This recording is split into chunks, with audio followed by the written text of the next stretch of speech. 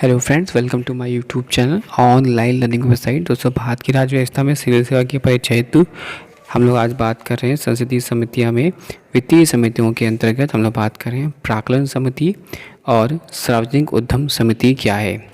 दोस्तों, प्राक्कलन समिति की बात करते हैं तो इस समिति का उद्स 1921 में स्थापित स्थायी वित्तीय समिति में देखा जा सकता है। स्वतंत्रता पश्चात पर पहली बार जॉन मिथाई की सिफारिश पर 1950 में पहली प्राक्कलन समिति का गठन किया गया था। मथाई उस समय वित्त मंत्री थे। मूलतः इसमें 25 सदस्य थे, लेकिन 1956 में इसकी सदस्य संख्या बढ़कर 30 कर दी गई। ये 30 सदस्य लोकसभा सदस्य होते थे हैं। इस समिति में राज्यसभा का कोई प्रतिनिधित्व नहीं होता है। इसके सदस्यों का चुनाव प्रतिवर्ष लोकसभा द्वारा इसके सदस्यों में से ही किया जाता है और इसमें समानुपातिक प्रतिनिधित्व के सिद्धांत का पालन एकल हस्तांतरित मत के माध्यम से किया जाता है। समिति का कार्यकाल 1 वर्ष का होता है। कोई मंत्री समिति का सदस्य नहीं हो सकता है। समिति का अध्यक्ष लोकसभा अध्यक्ष द्वारा लोकसभा सदस्यों से ही नियुक्त होता है और वह निरपवाद रूप से सत्ताधारी दल का होता है। समिति का कार्य बजट में सम्मिलित प्राक्कलनों की जांच करना तथा सार्वजनिक व्यय में किफ़ायत के लिए सुझाव देना है। इसलिए सतत किफ़ायत समिति के रूप में वर्णित किया जा सकता है। विस्तार में समिति के कार्य निम्नलिखित हैं। पहला, प्राक्कलनों में निहित नीतियों के अनुरूप क्या किफ़ायती संगठन में सुधार तथा कार्य कुशलता तथा और प्रशासनिक सुधार प्रभावी बनाए जा सकते हैं, इस बारे में प्रतिवेदन देना। दूसरा,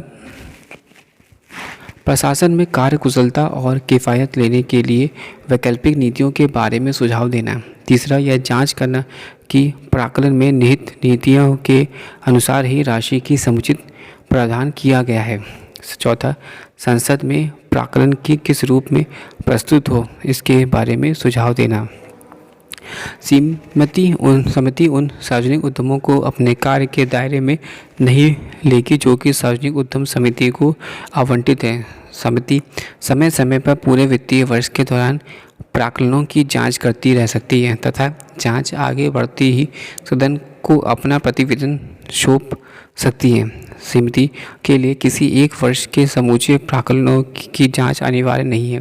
अनुदान की मांग पर मत तब भी दिलवाया जा सकता है जबकि समिति ने अब तक कोई प्रतिवेदन नहीं सौंपा हो।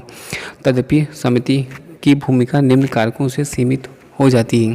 पहला, यह बजट प्राक्कलनों में जांच तभी कर सकती है जबकि इसके लिए संसद में मतदान हो चुका है, उसके पहले नहीं।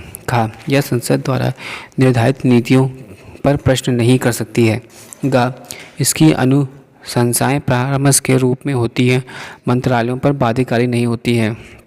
यह प्रतिवर्ष केवल कुछ चयनित मंत्रालय तथा विभागों की ही जांच करती है। इस प्रकार चक्रानुक्रम में सभी मंत्रालय की जांच में वर्षा लग सकते हैं। 4, इसे CAG की विशेषज्ञता पूर्वक सहायता नहीं मिल पाती कि लोक लेखा समिति के उपाध्यक्ष उपलब्ध रहती है। 6, इसका कार्य स्व परीक्षण की तरह का है। सार्वजनिक उद्यम समिति, यह समिति 1964 में कृष्ण मेनन समिति की सिफारिश पर पहली बार गठित हुई थी।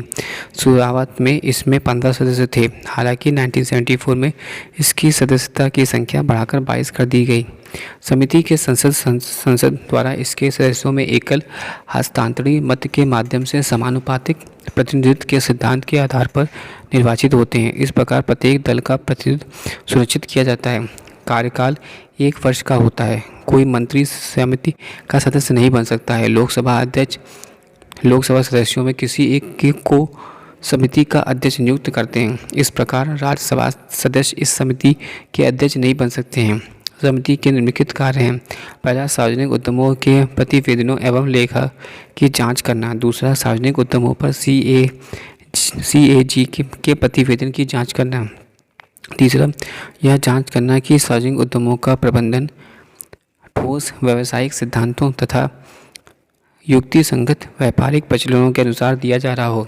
चौथा, सार्वजनिक उद्यमों में से संबंधित ऐसे अन्य कार्यों का संचालन जो लोक लेखा समिति तथा प्राक्कलन समिति के जिम्मे भी होता है, जो कि लोकसभा अध्यक्ष द्वारा समय समय पर इसके सुपुर्द किया जाता है। समिति निम्नलिखित के संबंध में कोई जांच या अनुसंधान नहीं कर सकती। पहला, प्रमुख सरकारी नीतियों से जुड़े मामले जो कि सार्वजनिक उद्यमों के व्यावसायिक अथवा व्यापारिक प्रक्रियाओं से जुड़े नहीं हों। दूसरा, दैन दिन के प्रशासन से जुड़े मामले। तीसरा, ऐसे मामले जिन पर विचार के लिए किसी विशेष वैधानिक प्रावधान के तहत कोई मशीनरी स्थापित की गई है जिसके अंतर्गत कोई सार्वजनिक उद्यम विशेष की स्थापना हुई है। समिति की भूमिका का प्रभावकारिता को निम्नलिखित सीमाएं हैं। पहला, कि यह एक वर्ष के अंदर 10 से 12 से अधिक सार्वजनिक उद्यमों की जांच के मामले नहीं ले सकती। खा, इसका कार्य सब परीक्षण की तरह का है। गा, यह तकनीकी मामलों की जांच नहीं कर सकती क्योंकि इसके सदस्य तकनीकी विशेषज्ञ नहीं होते। घा, इसकी अनुशंसाएं परामर्श के लिए होती हैं, मंत्रालयों के लिए बाध्यकारी नहीं है।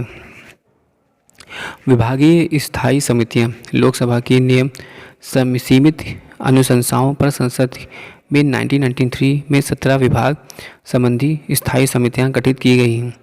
2004 में ऐसी 7 और समितियों का गठन हुआ। इस प्रकार इन समितियों की संख्या बढ़कर 24 हो गई। स्थायी समितियों का मुख्य उद्देश्य संसद के प्रति कार्यपालिका को अधिक उत्तरदायी बनाना है, विशेषकर वित्तीय दायित्व को। ये समितियां संसद की बजट पर अधिक सार्थक चर्चा में सहायक होते हैं। इन 24 स्थायी समितियों के कार्यक्षेत्र में केंद्र सरकार के सभी मंत्रालय और विभाग आते हैं। प्रत्येक स्थायी समिति में 31 सदस्य होते हैं। लोकसभा के सदस्यों का चुनाव लोकसभा अध्यक्ष सदस्यों से करते हैं, जबकि राज्यसभा के सदस्य सभापति द्वारा चुने जाते हैं। किसी भी स्थायी समिति में कोई मंत्री सदस्य नहीं बन सकता। यदि समिति सदस्यों में से कोई सदस्य मंत्री के रूप में नियुक्त हो जाता है तब उसकी समिति की सदस्यता जाती रहती है। गठन के समय से लेकर समिति का कार्यकाल 1 वर्ष का होता है। आगे बात करते हैं तो 24 स्थायी समितियों में 8 समितियां राज्यसभा तथा 16 समितियां लोकसभा के अंतर्गत कार्य करती हैं। 24 स्थायी समितियों तथा इनके कार्यक्षेत्र के अंतर्गत आने वाले मंत्रालय एवं विभाग दर्शाए गए हैं। प्रत्येक स्थायी समिति के निम्नलिखित कार्य हैं। पहला, संबंधित मंत्रालय विभाग के अनुदान मांगों पर लोकसभा में चर्चा एवं मतदान के पूर्व सम्यक विचार। समिति के प्रतिवेदन ऐसा नहीं होना चाहिए कि यह वह कटौती प्रस्ताव की तरह लगे। दूसरा, संबंधित मंत्रालय विभाग के विधेयकों की जांच परख करना। तीसरा, संबंधित मंत्रालय विभाग के वार्षिक प्रतिवेदन पर विचार करना। चौथा, सदन में प्रस्तुत समवर्तित राष्ट्रीय मूलभूत दीर्घकालीन नीतिगत दस्तावेजों पर विचार करना। इन स्थायी समितियों को निम्नलिखित सीमाएं हैं। पहला, मंत्रालयों विभागों के दैन दिन के प्रशासन से जुड़े मामलों पर विचार नहीं। दूसरा, समानता उन मामलों पर विचार नहीं होता जो कि अन्य संसदीय समितियों के विचार अधीन है। यहाँ यह बात ध्यान रखने की है कि इन समितियों की अनुशंसाएं परामर्श के रूप में होती है और इसलिए संसद के लिए बाध्यकारी नहीं होती है। प्रत्येक स्थायी समिति को अनुदान मांगों पर विचार के लिए तथा तदनुसार सदन के प्रतिवेदन तैयार करने के लिए निम्नलिखित प्रक्रिया का पालन करना पड़ता है। पहला, जब सदन में बजट पर आम चर्चा समाप्त हो जाती है तब सदन एक निश्चित अवधि के लिए स्थगित कर दिया जाता है। इसी अवधि में समितियों संबंधित मंत्रालयों विभागों के अनुदान मांगों पर विचार करती है। समितियां इसी अवधि में अपना प्रतिवेदन तैयार करती हैं और इसके लिए और समय नहीं मांगती हैं। समितियों के प्रतिवेदन के आलोक में सदन अनुदान मांगों पर चर्चा करता है। प्रत्येक मंत्रालय के अनुदान मांगों पर अलग अलग प्रतिवेदन तैयार किए जाएंगे। विधायकों के जांच करने और इस रिपोर्ट पर तैयार करने में प्रत्येक स्थायी समिति द्वारा निम्नलिखित प्रक्रिया अपनाई जाएगी। पहला, समिति प्रेषित विधेयकों के समान सिद्धांतों और खंडों पर विचार करेगी। समिति केवल सदनों में पेश किए गए और उसे प्रेषित किए गए विधेयकों पर विचार करेगी। समिति दिए गए समय में विधेयकों पर रिपोर्ट तैयार करेगी। संसद में स्थायी समितियों की व्यवस्था के निम्नलिखित गुण हैं। पहला, उनकी कार्यवाही दलगत पूर्वाग्रहों से मुक्त होती है। दूसरा, उनकी कार्य पद्धति लोकसभा की तुलना में अधिक लचीली होती है। तीसरा, यह व्यवस्था कार्यपालिका पर विधायिका के नियंत्रण को और अधिक विस्तारित निकटस्थ सातत्यपूर्ण, गहरा तथा व्यापक बनाती है।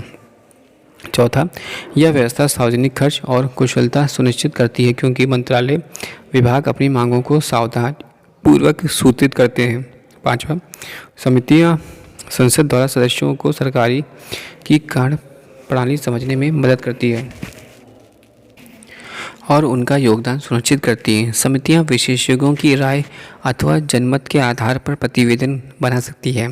सातवां, समितियों के माध्यम से विपक्षी दल और राज्यसभा कार्यपालिका के ऊपर वित्तीय नियंत्रण स्थापित रखने में कहीं बड़ी भूमिका निभा सकते हैं। Thanks for watching and sharing.